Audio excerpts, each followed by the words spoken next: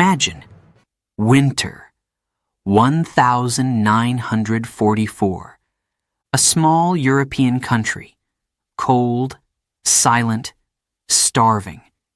People eat tree leaves, flower bulbs, even pets. It's Holland, the hunger winter. 20,000 people die. But from this pain, from this dark moment, a new dream was born. A dream to never be hungry again. And that dream changed everything. This is the story of how a starving nation became the farm of the world, the Dutch miracle. Let's begin. Chapter 1. The Winter of Hunger. Cold wind, dark streets, empty kitchens. It is winter, 1944. The Second World War is ending, but not for Holland. The German army still controls the cities. Trains have stopped. Food can no longer enter the west of the country. Amsterdam, The Hague, Rotterdam, places once full of life, now full of silence and pain. People wake up with only one question. What can we eat today? But there is no bread, no milk, no potatoes. The shelves are empty. Children cry from hunger. Mothers boil water and add flower bulbs. Yes, tulip bulbs, the national flower of Holland. People eat them just to stay alive. Some eat grass. Some eat tree leaves. Some catch birds. Even pets disappear. It is called the hunger winter, the hunger winter. 5 long months of cold and fear. More than 20,000 people die from hunger and cold. The rivers are frozen. The fields are empty. Even the air feels heavy, full of death and despair. And yet, something happens inside the hearts of the Dutch people. A quiet fire begins to grow. A decision, deep, powerful, unbreakable. They say to themselves, "This will never happen again." When the war finally ends, Holland is free, but broken. Houses destroyed, farms ruined. The people are thin and tired. But the memory of hunger stays alive in every home, every story, every dream. In schools, children hear about that winter. In churches, people pray for the lost souls. And across the land, a new sentence is born. A national promise, nooit meer honger. In English, never hunger again. This promise becomes more than words. It becomes a mission. The government starts to rebuild the country. But this time, they want more than survival. They want security, food security. They want to make sure that even if war or disaster comes again, no Dutch child will ever die of hunger. In the small farms of the countryside, farmers return to their land. They look at the frozen soil and whisper, "This land killed us once. Now it will save us." But farming is hard. The soil is poor. The climate is cold and wet. And a large part of the land is below sea level, fighting against water every single day. Holland, the land of windmills, canals, and rain, is not a perfect place for farming, but maybe it can become one. The farmers start working again. They share seeds, ideas, and hope. The government helps with small programs, but everyone knows to stop hunger forever, they will need more than tradition. They will need science.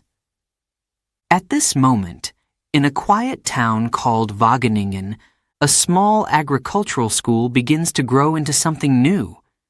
A university, a research center, a place where farming meets science. Young Dutch students come to study not just how to plant, but how to understand. They study soil chemistry, biology, and weather patterns. They ask big questions. How can we grow food with less land? How can we farm when it's cold and dark? How can we feed millions with little water? Every answer brings them closer to a miracle. By the early 1950s, Holland is changing. The pain of the past becomes the fuel of the future. The government, farmers, and scientists start working together. They call it a golden cooperation, a system where knowledge is shared, not hidden. In villages, farmers listen to radio programs about new techniques. In cities, engineers design machines to plant faster and harvest better. And in schools, children learn that food is not just a gift, it is a science. Still, at night, when the wind blows across the flat land, the old people remember that winter. They remember the hunger, the silence, the smell of boiled tulip bulbs. And they whisper, "Never again, never hunger again." That whisper becomes a law. That law becomes a movement. And that movement becomes a miracle. A miracle that will turn a small, cold country into the second largest food exporter in the world. But that comes later. First came the winter, the hunger, the promise that would change everything. Chapter 2. A Sacred Promise. Spring comes slowly to Holland. The snow melts.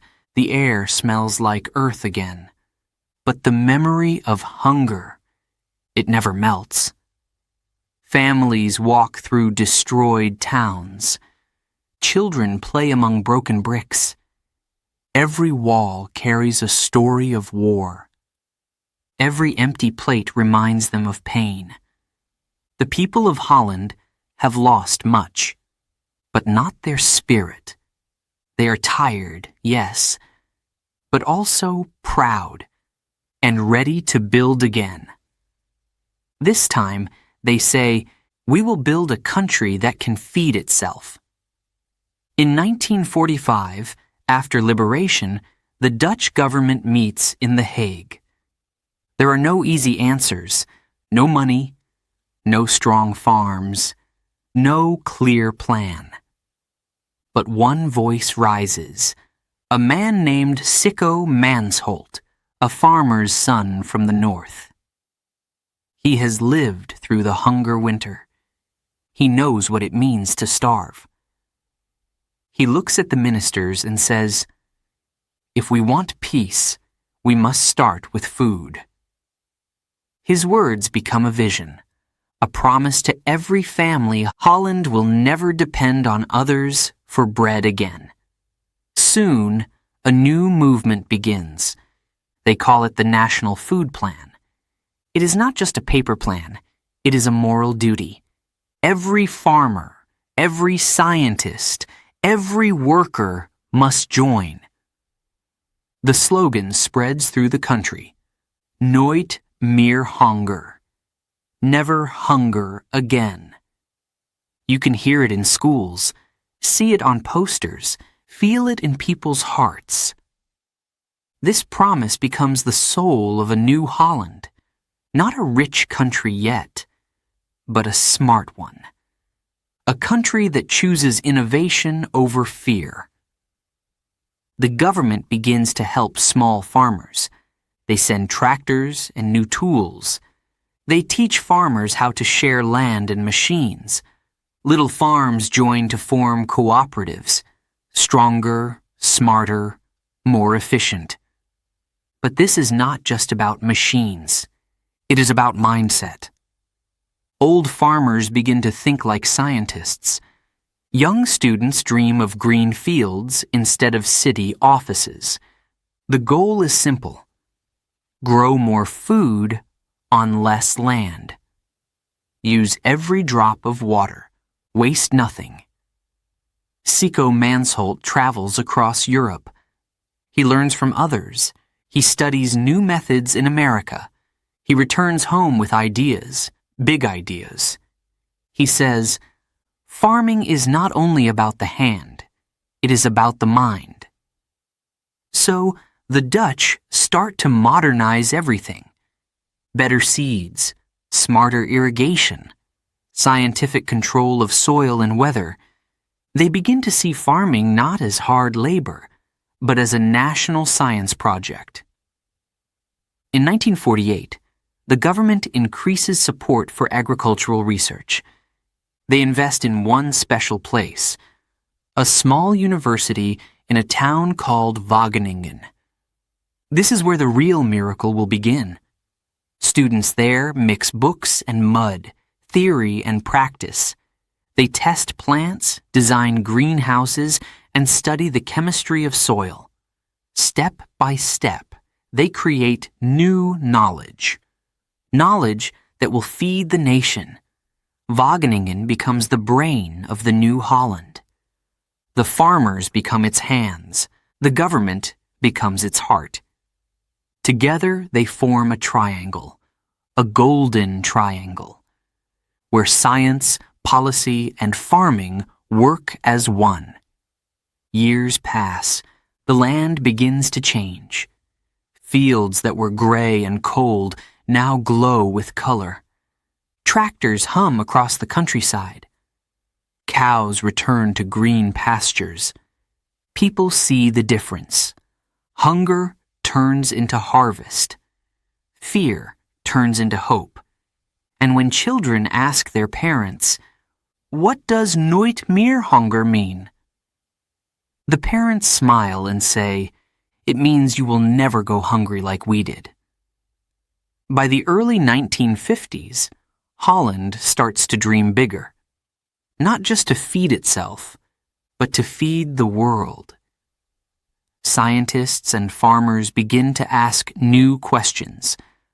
What if we can make food cleaner? Safer? Faster? What if we can control nature instead of waiting for it? These questions lead to new inventions.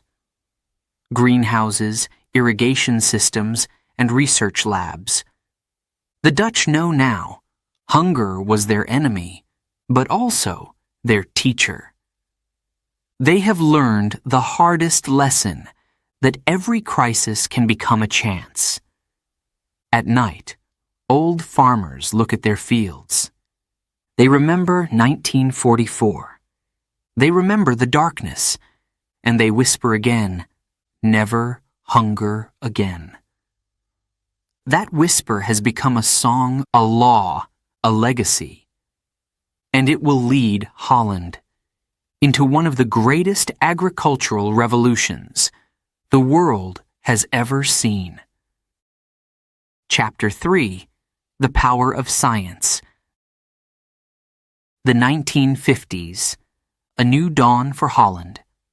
The war is gone, but its shadow remains.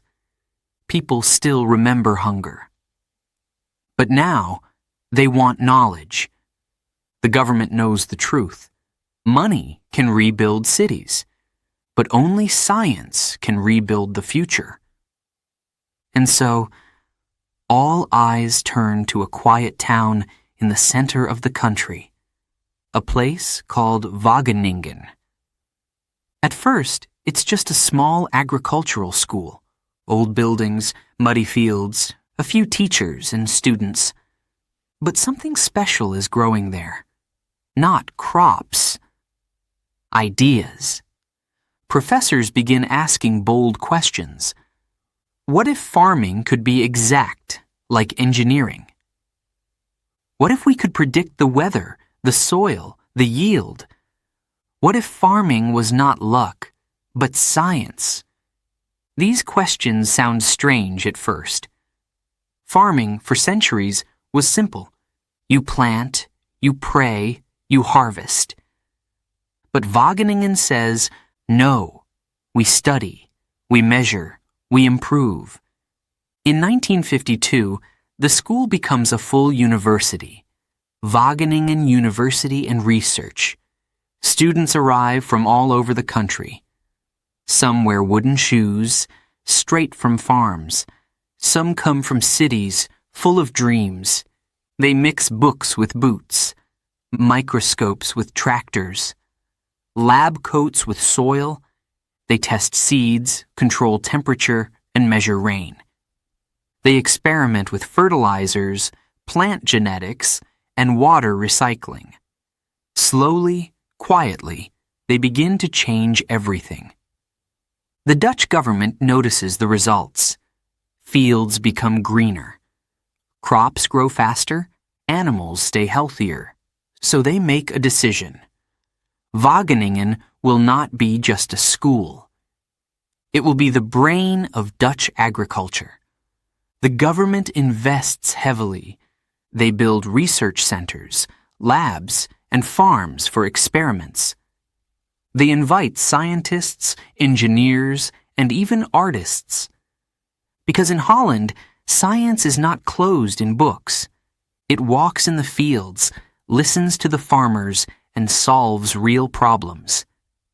One day, a farmer named Jan visits the university. His potatoes keep dying early. He doesn't know why. He meets a young scientist named Anna. Anna doesn't guess. She studies. She takes soil samples, checks water, and tests insects. Weeks later, she finds the problem, a hidden fungus. She gives John a new planting method, and the problem disappears. His farm begins to grow again. Soon, Jan tells his neighbors, and they all start using the same method. This is how science spreads in Holland, from lab to land, from idea to action. By the 1960s, Wageningen becomes famous. Other countries start to visit. Delegations from Africa, Asia, and the Middle East come to learn. They see small farms producing huge harvests. They see machines guided by data. They see scientists walking among farmers, not above them. This is something new, something powerful. The Dutch call it the Golden Triangle, a partnership between government, science, and farmers. Each side listens to the other. Each side needs the other. The government makes the rules and gives support. The scientists research and innovate. The farmers test and apply the ideas in real life. Together, they move like one body. Smart, efficient, unstoppable. Soon, the results speak louder than words. In less than 20 years, Dutch farms produce more food than ever before. Milk, cheese, potatoes, vegetables, all rise in quality and quantity. The country starts exporting again. Ships leave Rotterdam full of fresh products. The world begins to notice. A journalist writes, "Holland may be small, but its fields are the laboratories of the future." And it's true. In Wageningen's labs, scientists create the first controlled greenhouses, where plants grow under perfect light and humidity. They design systems that reuse every drop of water. They even study how to grow plants without soil, hydroponics. Farming, once a simple craft, becomes a high-tech art. But this is only the beginning. Wageningen's influence spreads to companies, schools, and homes. Today, more than 15 of the world's biggest food companies have research centers near Wageningen. Why? Because they want to be close to the magic, to the place where science and soil meet. By the late 1970s, Holland is no longer a land of hunger. It is a land of innovation. And in the middle of it stands one small university that changed everything. Wageningen, the brain, the heart, the seed of the Dutch miracle. Chapter 4. The Golden Triangle. By the 1960s, something amazing is happening in Holland. The fields are green again. The people are full of energy. And the dream of never hunger again is becoming real. But behind this miracle, there is a secret. Not luck, not magic, a system. A system built on trust and teamwork. Something the Dutch call the Golden Triangle. The triangle has 3 sides.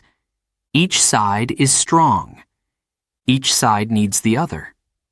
Side 1, the government. They make smart laws, give support, and protect farmers. Side 2, the scientists. They research, test, and discover new ways to grow food. Side 3, the farmers. They bring real experience from the land and test new ideas in the fields. Together, they move like one body, one heart, one mind. That is the secret of the Dutch miracle. Every month, farmers and scientists meet. They talk, drink coffee, and share ideas. There are no secrets between them. If something fails, they say it. If something works, they share it. A farmer says, "My tomatoes are smaller this year." A scientist answers, "Let's test the soil together." A government worker adds, "We can change the rule if it helps everyone." That's the Dutch way. No shouting, no blame, just cooperation. One of the farmers, Ted Duivestein, becomes famous later. He grows tomatoes, bright red, sweet, and strong. But what makes him different is not his crop, it's his spirit. He says, "We farmers don't know everything. Scientists don't know everything. But together, we can find the best way." This simple idea changes everything. Because in Holland, farming becomes teamwork. At Wageningen University, young students work with real farmers. They visit greenhouses, test soil, measure sunlight. They learn that knowledge means nothing if it stays on paper. It must go to the field, to the hands that grow food. Meanwhile, in the ministry offices in The Hague, leaders listen to what farmers need. They don't give orders from above. They ask questions, what helps you?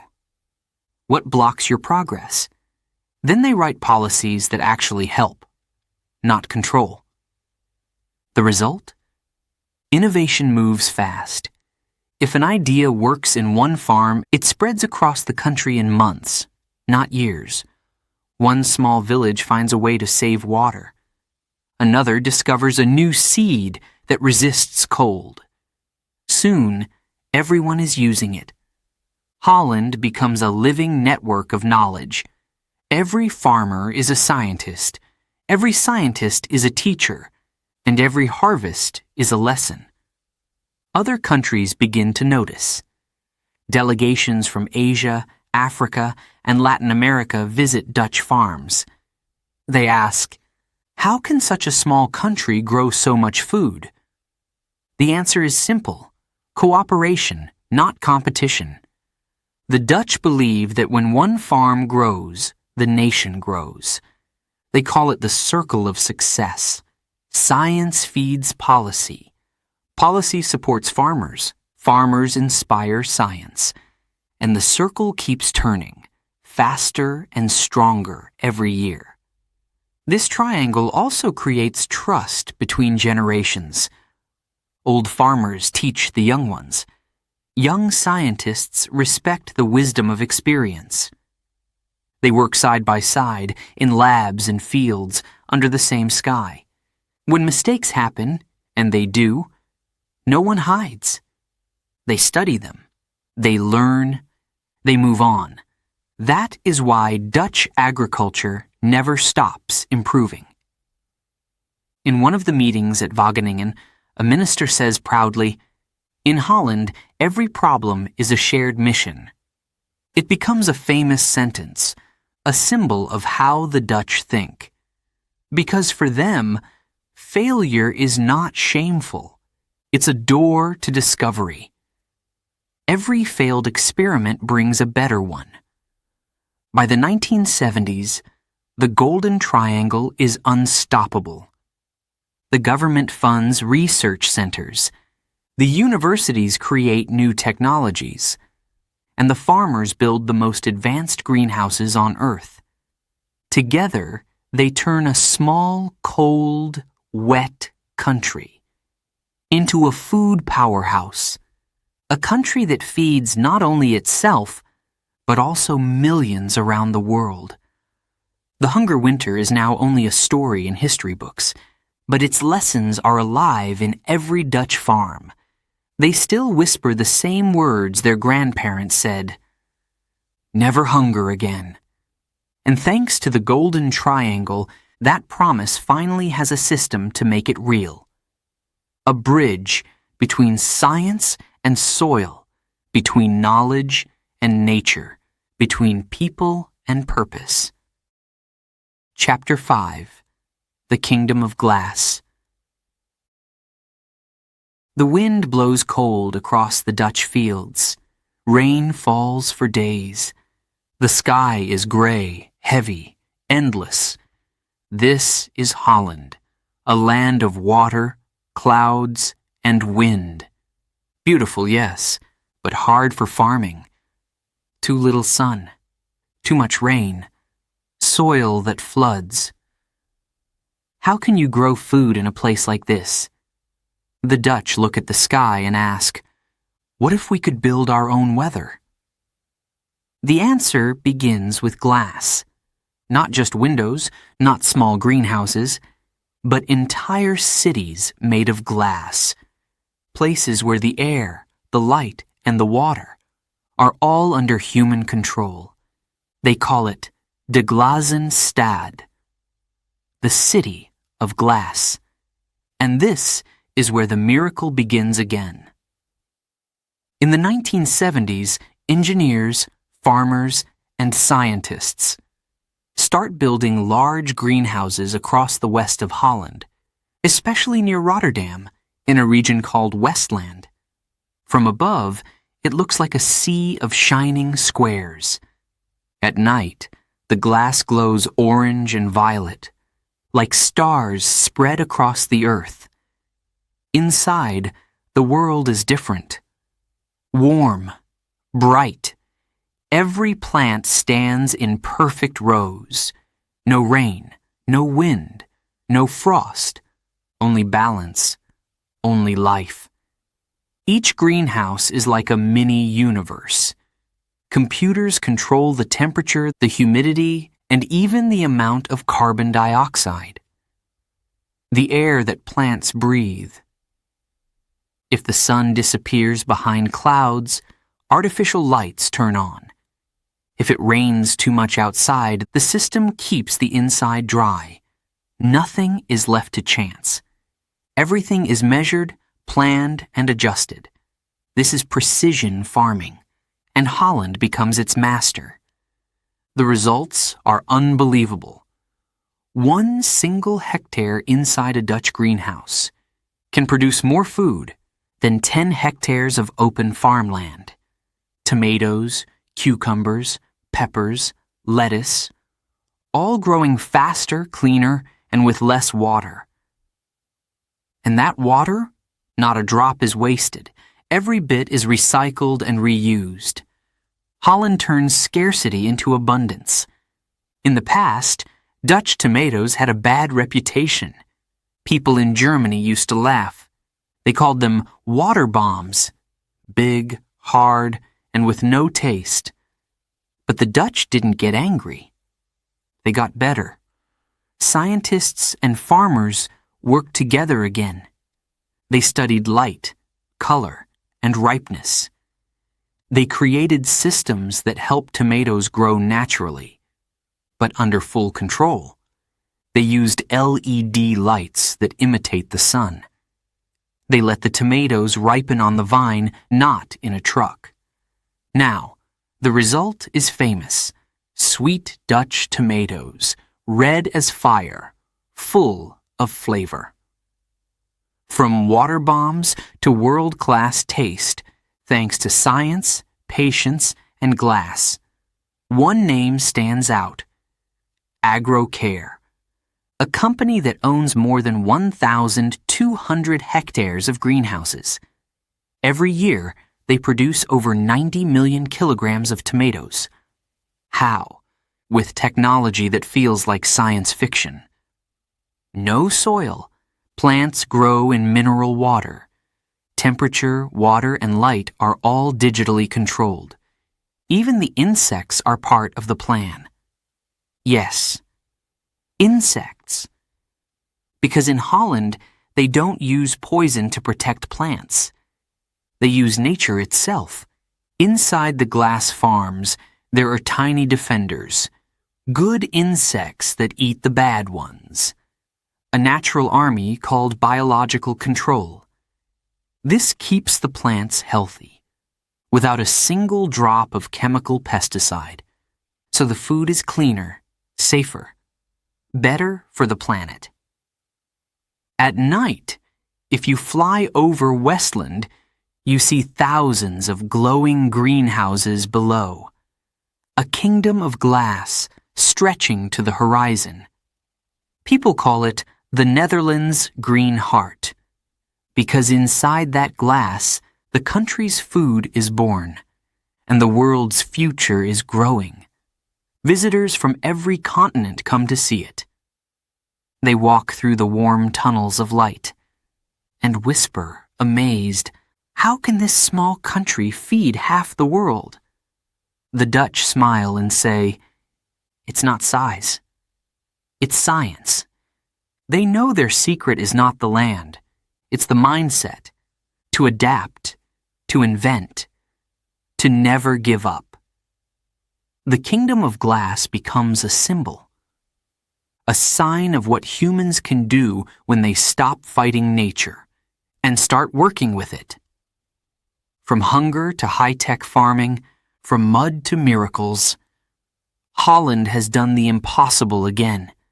But the story doesn't end here. Because now, inside those glass walls, another revolution is growing.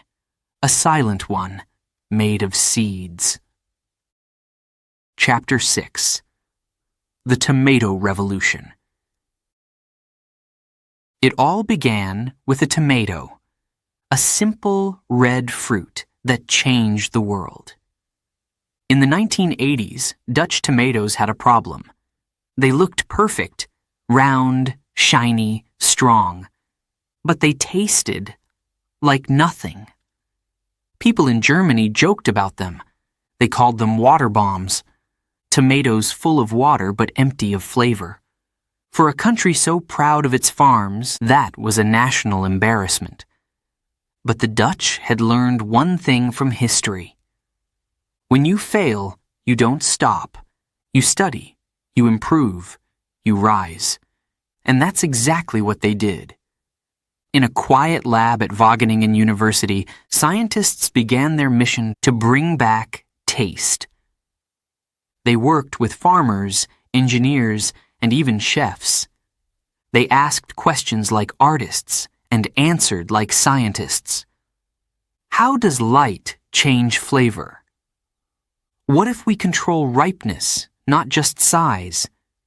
How can we make the tomato both strong and sweet?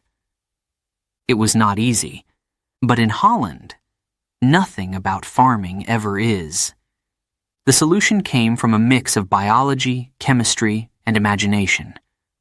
The scientists discovered that light, real or artificial, can control not only growth, but also taste.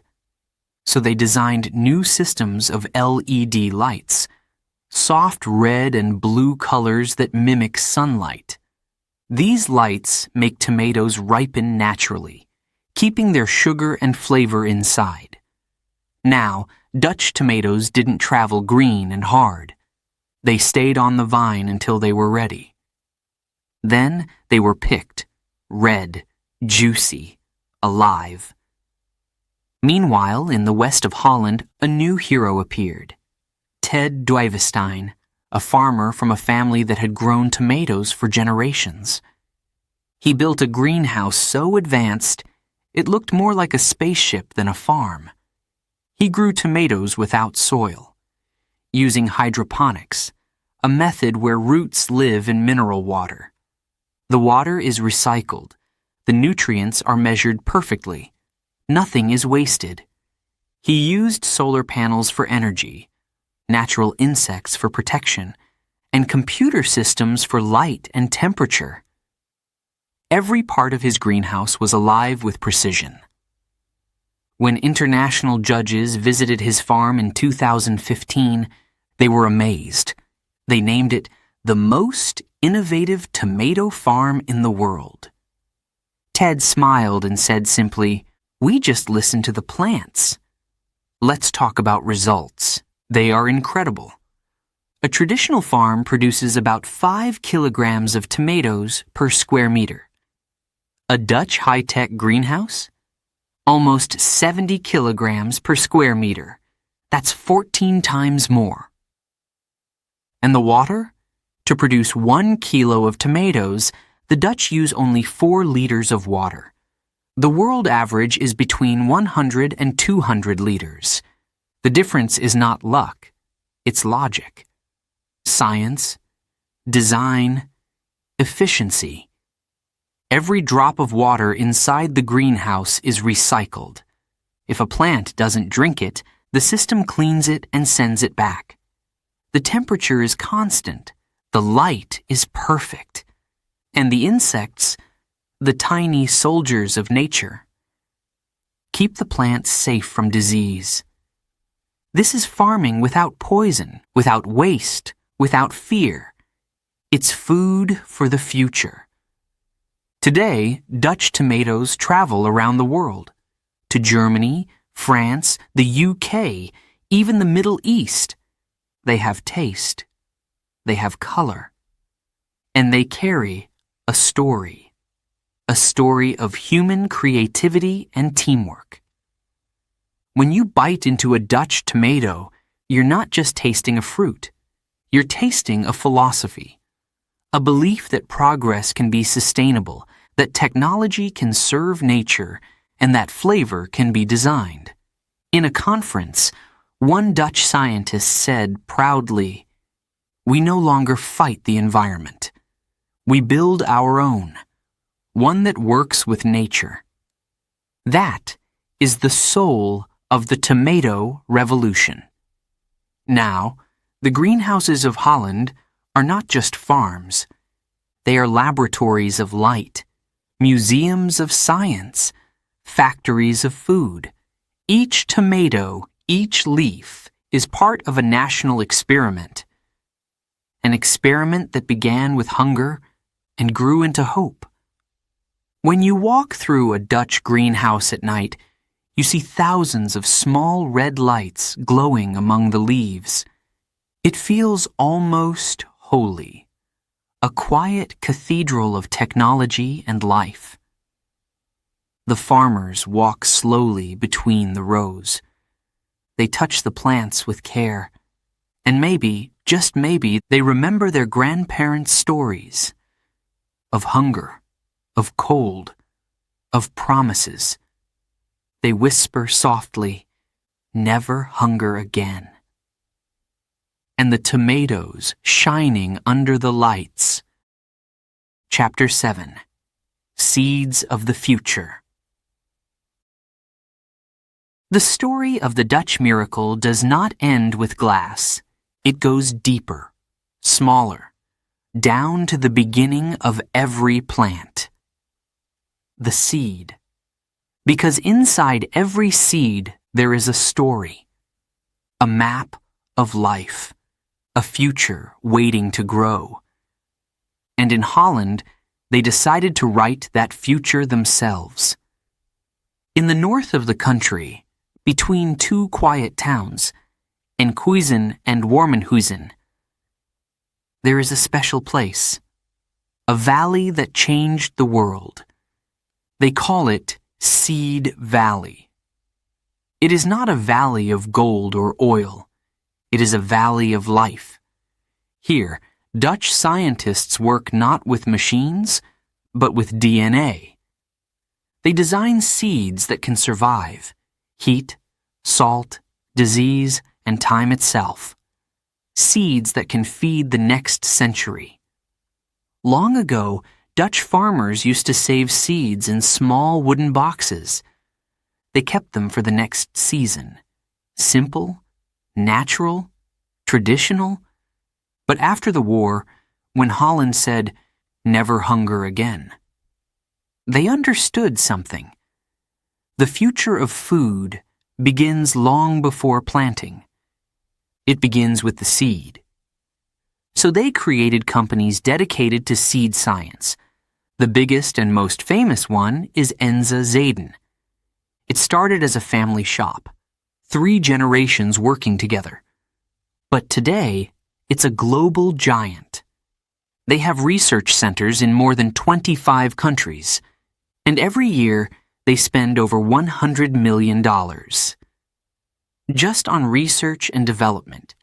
Inside their labs, scientists wear white coats and gentle smiles. They study thousands of small plants under light. They look for the strong ones. The ones that can survive the heat of Africa, the salt of the sea, or the cold of the north. Each new seed is tested for years before it meets the soil. Each one is a silent warrior, built to face the world's hardest conditions. In another part of Seed Valley, there is something called the seed bank. Imagine a room full of small glass jars, each holding life in sleep. Thousands of kinds of seeds, some old, some new, some rare. This is the memory of nature. When a new virus attacks a crop, scientists come here and look for a solution. Maybe somewhere in one of those jars, there's a seed that carries a secret. A natural resistance, a way to fight back. That tiny seed can save millions of plants. The work here is quiet, slow, and precise. But the impact is loud, global. Today, more than 12 billion lettuce heads, eaten around the world each year, come from Dutch-developed seeds.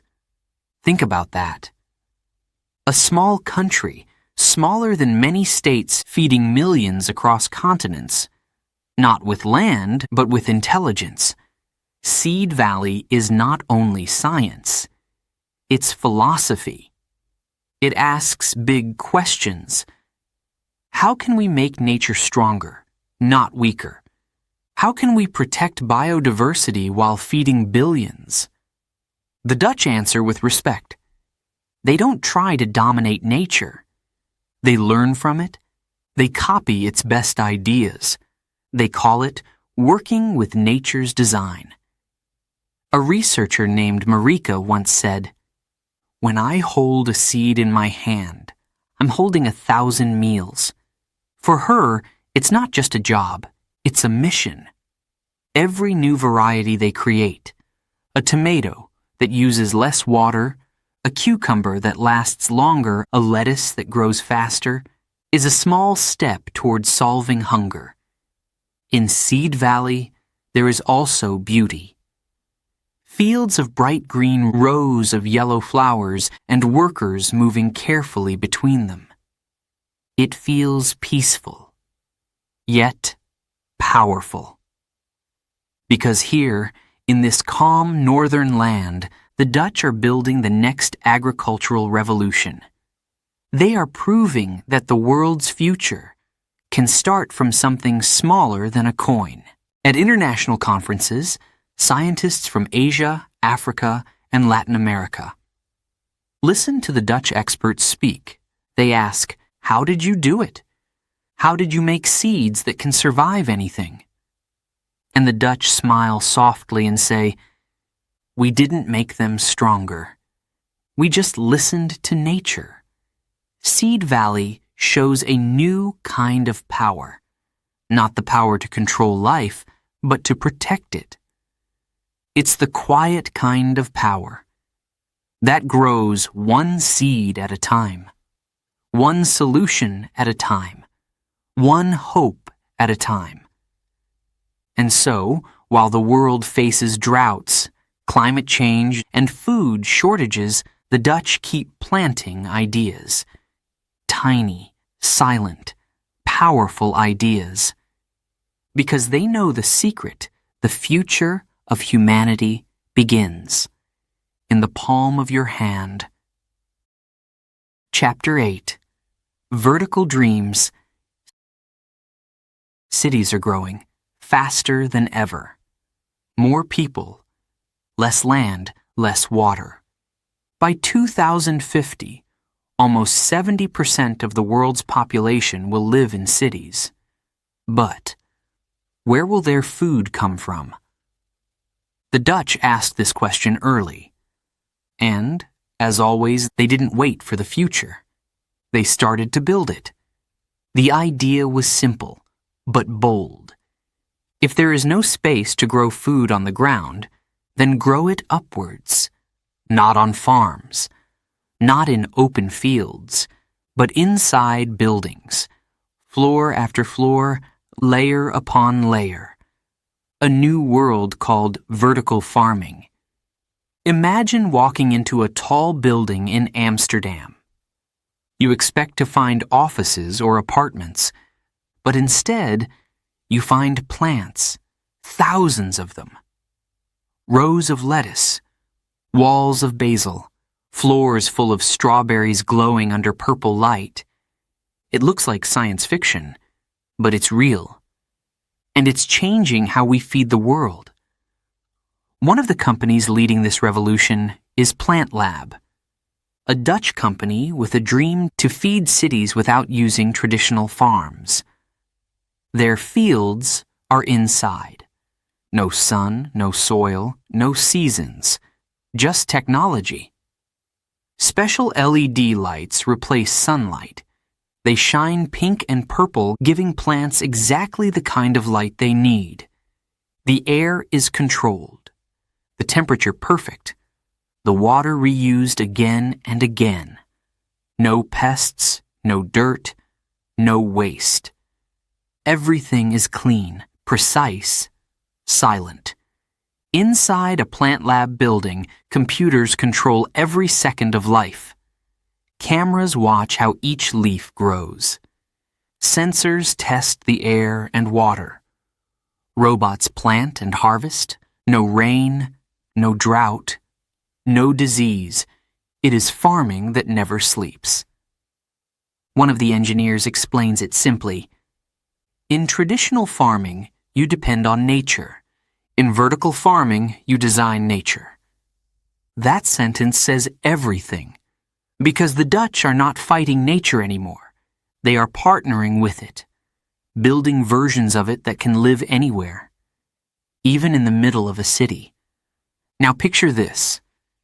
A building the size of 2 football fields. Inside, it grows enough vegetables to feed 100,000 people every day. No trucks from far away. No wasted time. The food grows near the people who eat it. Fresh, clean, local. This is the dream of Plant Lab, and they've already made it real. And it's not just them.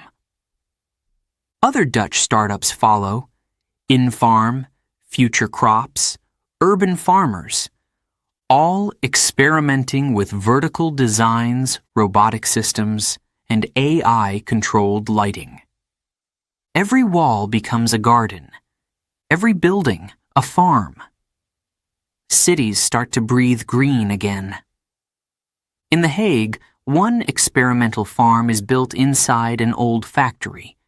Where machines once made metal parts, now lettuce grows in the quiet glow of purple light. The workers move softly, like caretakers in a hospital. They check plants, clean trays, adjust water. Every move is measured. Every minute counts. The result? Vegetables with no pesticides, no pollution, and 95% less water. But the biggest miracle is not just the technology, it's the idea. That food doesn't need to come from far away. It can grow next to your home, next to your office, even underground or in a parking lot. It's a world where cities feed themselves. People once said, "Farming belongs to the countryside." The Dutch replied, "Not anymore." Now, they grow food where people live, and they teach the world how to do the same. A visitor once asked a Dutch engineer, "Do you think vertical farming will replace traditional farms?" The engineer smiled. "No," he said. "Vertical farms won't replace nature. They will protect it, because every lettuce grown in a city saves land, water, and energy in the countryside. It's not a competition. It's a balance. The Dutch dream is not about domination. It's about survival with intelligence. To live smart, not hard. To use science, not violence. To grow food without destroying the planet. When you stand inside a vertical farm at night, you hear only a soft hum. The sound of machines, lights, and growing life. It feels like the heartbeat of the future. And maybe, somewhere deep inside, you realize that this is what humanity can be. Creative, caring, connected. From the cold fields of hunger to glowing towers of light, Holland has come far. But there is one last lesson to tell. The lesson that unites everything they've done. Chapter 9. Lessons for the World. The story of the Dutch miracle is not just about Holland. It is about all of us. It is about what humans can do when they refuse to give up. From the hunger of 1944 to the shining glass of 2024, Holland has shown the world one thing. Crisis can be the beginning of creation. Let's go back for a moment. The cold winter, the empty plates, the promise. Never hunger again. That promise became more than words. It became science, technology, and faith in teamwork.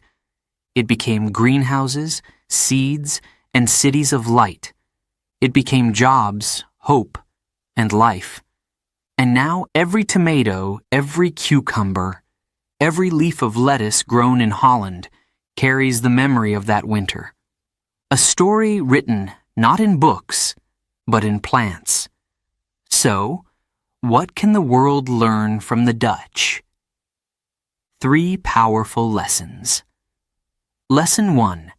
Every crisis is a teacher. When the war ended, Holland was broken. But the people didn't just rebuild houses. They rebuilt their mindset. They didn't say, "We are poor." They said, "We are ready to learn." And that's the secret. Pain can destroy you or teach you. The Dutch used their pain as fuel. They turned hunger into innovation. They proved that even the darkest time can become the start of a new dawn. Lesson 2. Science is not luxury, it's survival. For centuries, farming was about luck, rain, sun, and hope. But Holland changed the game.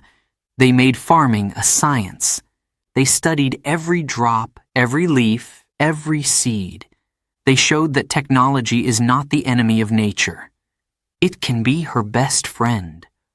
Without science, there would be no Wageningen University, no Golden Triangle, no glass cities, no vertical farms. Science gave them control. Science gave them power. Science gave them freedom, and freedom from hunger is the first freedom of all. Lesson 3. The strongest tool is cooperation. The Dutch didn't win alone. Not the farmers, not the scientists, not the government. They worked together, like three sides of one strong triangle. They shared knowledge. They trusted each other. They turned competition into collaboration. In every meeting, they asked not who is right, but what is right for all of us. That is why they moved faster than others. That is why their small country feeds half the world. Because unity is smarter than pride. And maybe there is one more lesson. A quiet one. A human one. The future belongs to those who care. Care for the land, care for people. Care for knowledge. The Dutch cared enough to build a better world. Not with weapons, not with power, but with ideas, and with love for life. Today, as the planet faces new challenges, climate change, water shortage, population growth, the Dutch model shines brighter than ever. A model where technology respects nature, where people respect each other, where food is grown with intelligence, not destruction. The question is, can we follow their path? Can we turn our own crises into opportunities? Can we learn, share, and rebuild together? Maybe one day a desert country will use vertical farms to feed its people. Maybe a small island will grow food in the sea. Maybe Africa, Asia, and the Arab world will take the Dutch spirit and make it their own. Because innovation has no flag, and hope has no border. In the end, Holland's greatest gift to the world is not food, it's inspiration, a living proof that even the smallest nation can make the biggest change, that a promise made in hunger can feed millions for generations. Tonight, in the silent farms of Westland, lights glow softly under the glass roofs, machines hum, plants grow, and the wind outside whispers through the canals. It whispers the same words, spoken 80 years ago when the people were starving and the future seemed lost. Nooit meer hunger. Never hunger again. And this time, the whole world is listening.